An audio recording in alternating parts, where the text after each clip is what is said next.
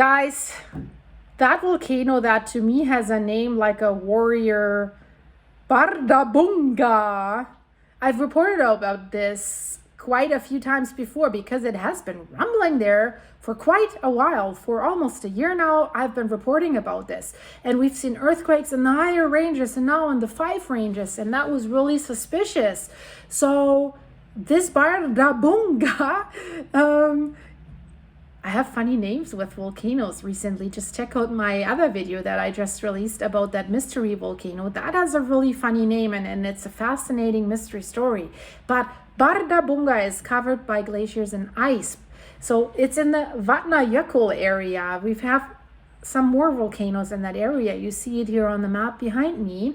So that is one that seems to now more and more concern the scientists. So the headline just got out today that there's an urgent need to review the risk of a major eruption, not like a small, teeny tiny something.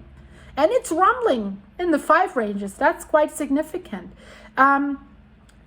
Because guys, you have to know something about Bardabunga, and then I think for the freaks here like me that are following all the volcanoes worldwide and looking at what they're doing, this might be interesting for you and maybe come as a surprise for some of you. The lava flow from the Bardabunga volcanic system is the largest that has flowed on Earth since the end of the Ice Age. So this is huge. Or let's say in the last 10,000 years. So the rivers that now flow with or on the lava, they basically form the core of Iceland's hydroelectric power system.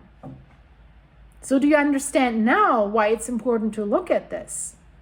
So that's why, of course, then you already might have that question in your head now, and you're right, because that raises the question of how vulnerable is this hydroelectric power system, these hydroelectric power plants and reservoirs to future volcanic eruptions. And you know, I reported about this earlier this month. There was this large earthquake swarm that has occurred at Bardabunga, and a large swarm like this has not been seen since 2014, when it was the run-up to the 2014 Holuran eruption, which was really a big one. The scientists at the University of Iceland, they go as far as to say Bardabunga is one of the most significant volcanoes on Earth. And while we're all talking about Svartsengi, about the magma chamber there, about the volcano getting ready for another eruption, we have this monstrosity getting ready, maybe, potentially. So in the middle of last century, that's when they discovered Bardabunga. And that's when scientists were suddenly realizing what powers were hidden in that volcanic system. I mean, if you look at Iceland and if you look at the map of Iceland, this big white thing that's there, that's this glacier system, that's the Vatnajökull system, and that's where also we see Bardabunga.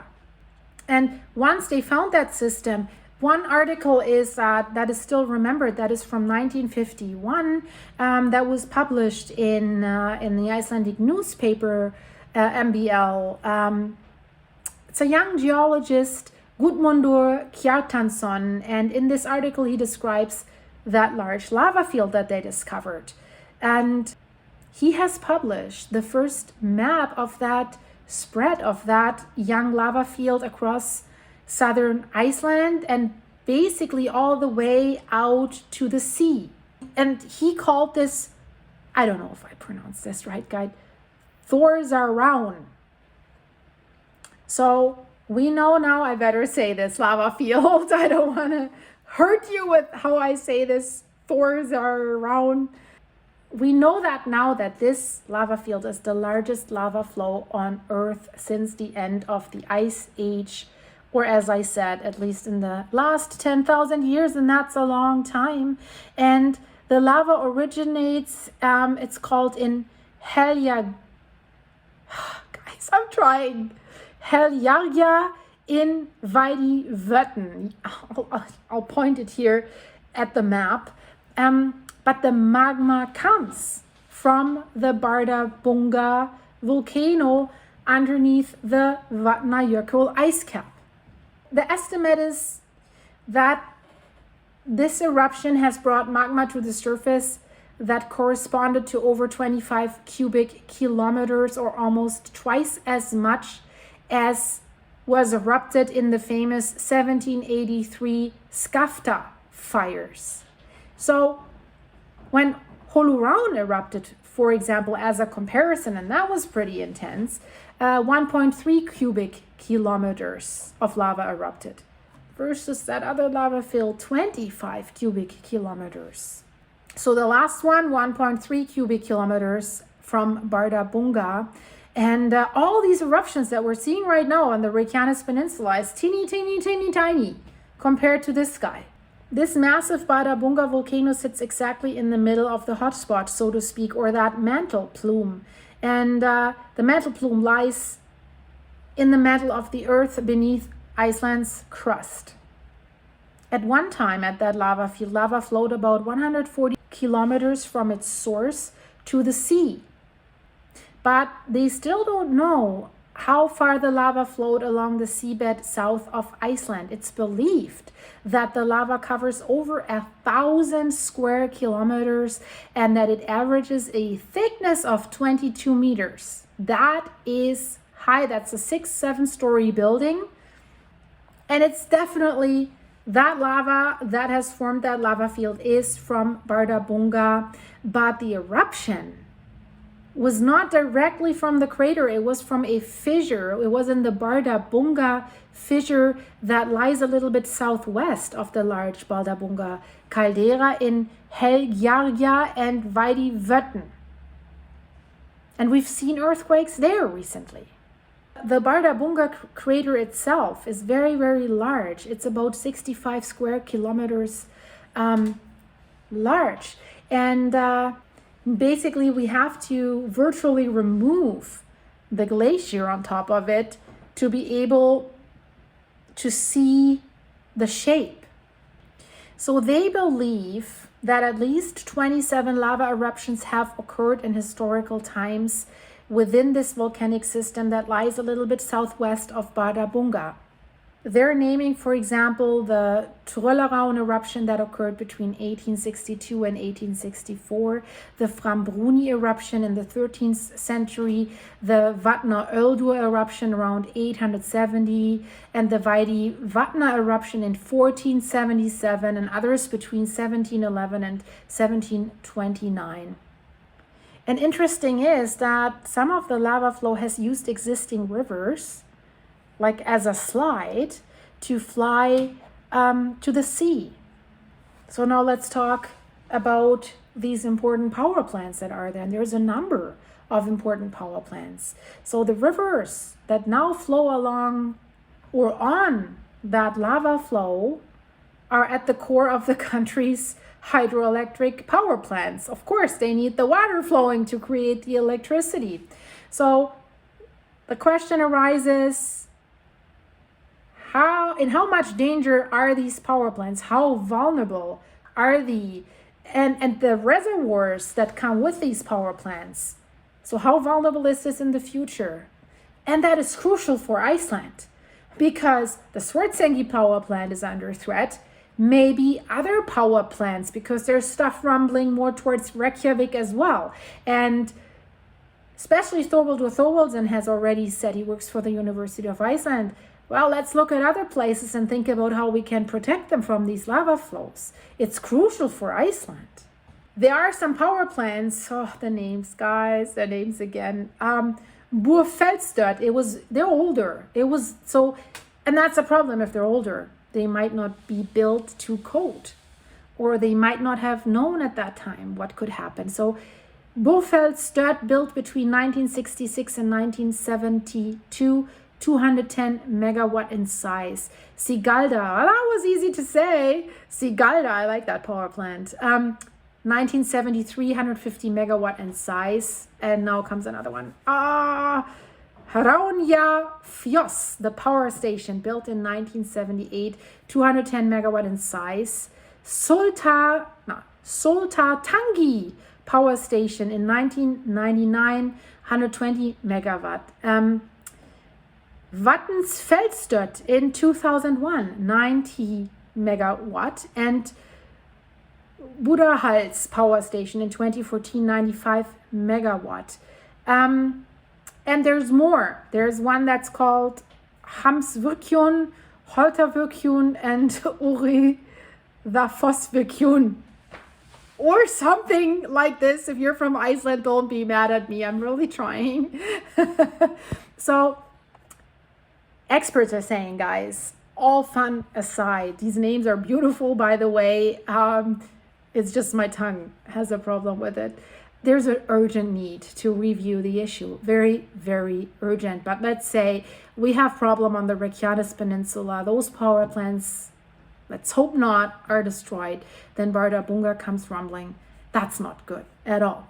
So in the past, there has been little or no discussion about that danger. They haven't really worried about, it seems, that like lava flows could pose a threat to power plants. It just wasn't the case. So they thought that the lava fields that they see there and that lava flow, that's so old that it wasn't taken into account that such an eruption could happen again.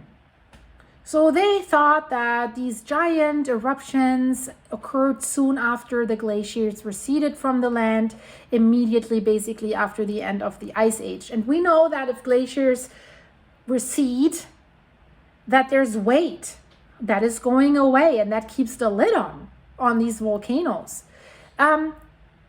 So they were thinking, well, there's a glacier on top of it right now, so they weren't really worried about it for now or in the near future. And that's what I said. They probably haven't built these power stations with that in mind. So I think they might be pretty vulnerable.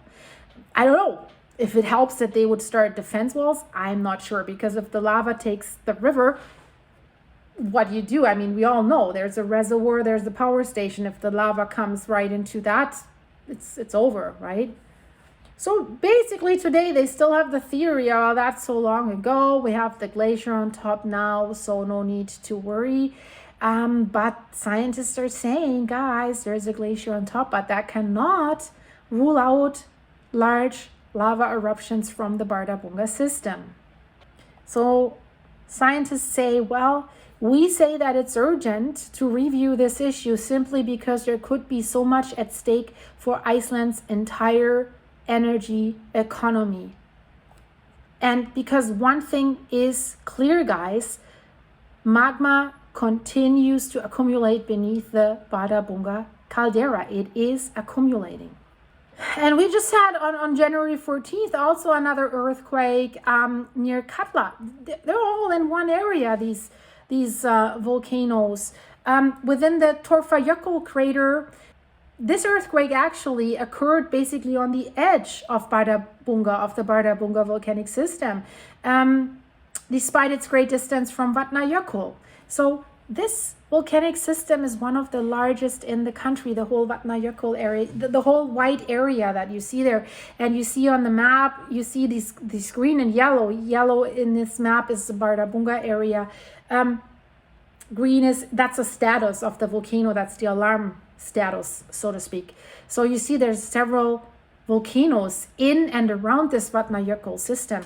This Vatnajoekull system is about 190 kilometers long, and it has a history of major eruption. It has a fissure swarm that basically lies southwest of the Vatnajoekull crater. And the system is characterized, unfortunately, by long-lasting volcanic eruptions. And because that system is so large, it's the only system that originates in both the northern volcanic belt of Iceland and the eastern volcanic belt of Iceland. So it covers everything from the outer Dyngjufjöll mountains north of Vatnajökull, then to the Dyngjúhals under Vatnajökull in the northwest, and from there southwest through Veiðivatn and also to the Vatnajökull area. I shouldn't say all these names. I just say, look at that white thing, and they're everywhere. It's easier, guys. It's not that painful then. There's a fissure zone southwest of Vatnajoekull. Lots of volcanic fissures that we see there, fault lines and rifts, and they go in a northeast, southwest direction. And these are long volcanic fissures. The longest is up to 65 kilometers. And we know what's going on in Swartsengi. It's like 4 kilometers long, 4.5, something like this. But 65 kilometers, that's a bad boy. And there's large crescent valleys where there's like a combined vertical movement that amounts to several tens of meters. So if there's these large eruptions happening, large areas in Iceland's history became wastelands. So in the last 2 eruptions, volcanic ash fell on more of half of Iceland. And the impacts on the highlands that are in this area was very damaging, turning large areas basically into like large wastelands. Because Bardabunga is so large, we can see eruptions in the main volcano or at various locations on this fissure swarm. And the type of the eruption really depends on some extent on which part of the volcanic system the activity is in. And they were worried when this earthquake swarm happened there on January 14th, because that looked similar to what the earthquake swarm looked shortly before the big eruption in 2014. So if we look at the history of Bardabunga, it includes many different eruptions that have occurred either under the glacier itself, southwest of Bardabunga at Vatn, or north of Bardabunga in the whole around area. And once we have an eruption there, of course, glaciers are melting, so we have a lot of water. So glacier flows follow these eruptions and are likewise unpredictable and have flowed in both directions, north and south. Guys, there's a few possible scenarios, and some of them sound really, really scary for not only this area and the power plant, for the whole island of Iceland. So I think this is getting a little longer, but stay with me, don't leave, because I think this is interesting. And as some of you are night owls anyways, and you're up all the time because you can't sleep, guys, well, I don't want to say, I hope I make you as tired by telling you this so that you fall into a coma because it's so boring. I hope not, but of course I don't want to make you so awake that you can't sleep anymore or that you have nightmares about volcanic eruptions. But anyway, I hope you enjoy or you're interested in what I'm about to tell you. So let's start with the small stuff. So small explosive eruption at Bardabunga. I mean, magma mixes with ice or water. It's always explosive, not good. If we have a small explosive eruption under the glacier, that could last for days or weeks. What would happen? They say it's likely that a last eruption of this type occurred in 1910, and before that, possibly in 1902. The warning time for such eruption is unknown. They don't know it. They don't know how much time is from the earthquake swarm to the actual eruption. But they say maximum activity in explosive eruptions would not necessarily occur in the early stages of the eruption, and that activity can be expected to be intermittent. An intense pyroclastic flow could then occur for a short period of time, for about an hour outside of Vatnajökull, and they say it's unlikely that the thickness of the pyroclastic flow would exceed 5 centimeters at a distance of 25 to 30 kilometers from the source. So pyroclastic flow, it shoots out particles, rocks, volcanic rocks, and ashes, gas plumes. So the height of that volcanic plume would probably be less than 10 kilometers, and there's little chance that volcanic ash would reach the European mainland. So sounds kind of bad, but not bad enough, I would say. What about the glacier? The glacier could move north or south. So it's likely that a glacial outburst flood will occur. because magma is hot, right? Glacier is melting. It would occur it's usually sometimes underneath the glacier. You don't even see it at first. So under the northwest part of Vatnajoekull Glacier during the eruption, and then possibly precipitating an explosive eruption on the surface because magma and water. So they think that this glacier flood is expected to cause increased flow or flooding in one of 3 rivers, or in sometimes 2 rivers at the same time. These are the Jökulsá of Fjöllum, already did that in 1964, Fjorza in 1766, and then 2 other ones in 1902. I just can't pronounce this, guys. But it depends on the location of the eruption, right? And that's also important for these power stations that I just mentioned earlier. So the maximum flow could range from 3,000 to 10,000 cubic meters per second. That's a lot compared to the average flow of the Elfusa River at Selfoss that has around 400 cubic meters per second. So the river runs with 400 cubic meters per second, but the lava flow, that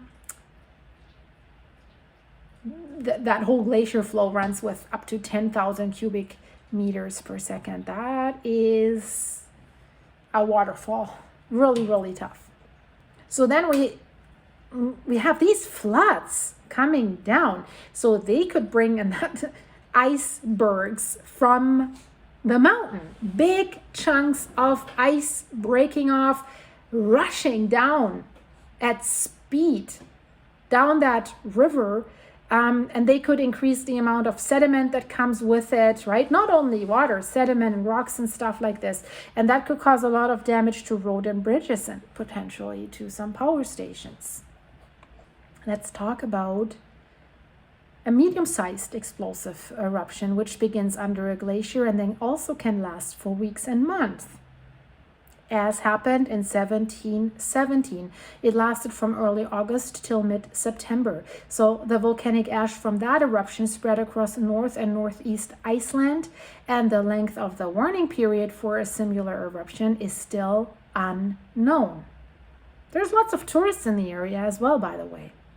So the height of the volcanic plume is also unknown, but they say it could reach more than 14 kilometers. So there would be a sporadic but significant fall of ash, and darkness could be expected in nearby areas up to 30 kilometers in diameter. On the European mainland, we could also see some ash, some minor fall of ash, not too bad. So, but the glacial flood, what's coming on, the glacial flow is much larger than in a small eruption, of course. So a big glacial flood could emerge from the northwestern part of Vatnajökull following an eruption, and it could cause flooding as it happened in 1717 and 1730. So maximum flow rates could range from 10,000 to 100,000 cubic meters per second. We talked at a small eruptions 4,000 to 10,000. Normal river flows with 400, and now we're talking 10,000 to 100,000 cubic meters per second. So again, the floods could carry chunks of ice and increase sediment loads, causing damage to infrastructure, massive damage, 10 times the damage than a small one potentially. If there's a fissure swarm, right, flowing eruptions, lava flows could also last at best for like 1 or 2 years. And that has happened in the fires in Toleraun from 1862 to 1864. The volume of lava that came out there was between 0.3 to 0.5 cubic kilometers on a 16-kilometer long fissure. And good thing is the volume of pyroclastic flow would then be very small or insignificant, and there would be no glacial outburst floods if there's a fissure eruption. So fissure eruptions are usually interesting and beautiful, like we've seen in Sudnuka Crater Series or Hawaii. The biggest danger there is where's the lava flowing, but it's usually not flowing super fast unless it's flowing downhill. Okay guys, Now let's talk about the inevitable, the large volcanic eruption. So the possibility of a major eruption is mentioned by scientists, but it is believed that such an eruption will occur on average every 500 to 1,000 years. So scientists are saying that since settlement in Iceland, major eruptions have been confined to the fissure swarm outside of Vatnajoekull, both on its southwestern and northern sides. So a large eruption would be probably mainly a lava flow from a volcanic fissure that would last anywhere from a few months to several years. There's only one well-known fissure eruption, and that is the 2014-2015 Eruption eruption. It occurred in the ice-free part of the fissure swarm north of Vatnajökull, so there was no ice, so not explosive. What about a large fissure eruption in the southwestern part of this fissure swarm? That could temporarily dam the Tugna River and then form reservoirs that would be terribly unstable. And then if the wall breaks, everything keeps coming down at speed. The flow and floods that would break through such dams could be up to 10,000 cubic meters per second. Still doesn't sound as bad as the medium-sized eruptions with 100,000. Also, they say the warning time for an eruption in the southwestern part of the fissure swarm is unknown. And now I need to use that hand here because Eddie's jumping on my legs, and if I don't massage his ear, he's making that growling noise so I can make a video. So now I have to concentrate what I'm saying and have to give my dog a massage. So let's see if Blondie can do that, guys. I'm not really sure. Let's give it a try, okay? So if we see the eruption in the southwestern part of the fissure swarm, warning time could probably be similar to the warning time for an eruption in the northern part, but how long would that be? They don't really know. But it could cover more than half of Iceland, and this sounds significantly worse than the medium-sized eruption. So there could be alkaline pyroclastic flows from an explosive eruption in the southern part of the fissure swarm, similar to the Vatna eruption that occurred in 1477, and that could exceed 5 cubic kilometers, and volcanic material could cover more than 50,000 square kilometers, or more than half of Iceland. Half of Iceland. That is not good. Then there's heavy ashfall. Blackouts are expected in the immediate and central regions or within 100 kilometers.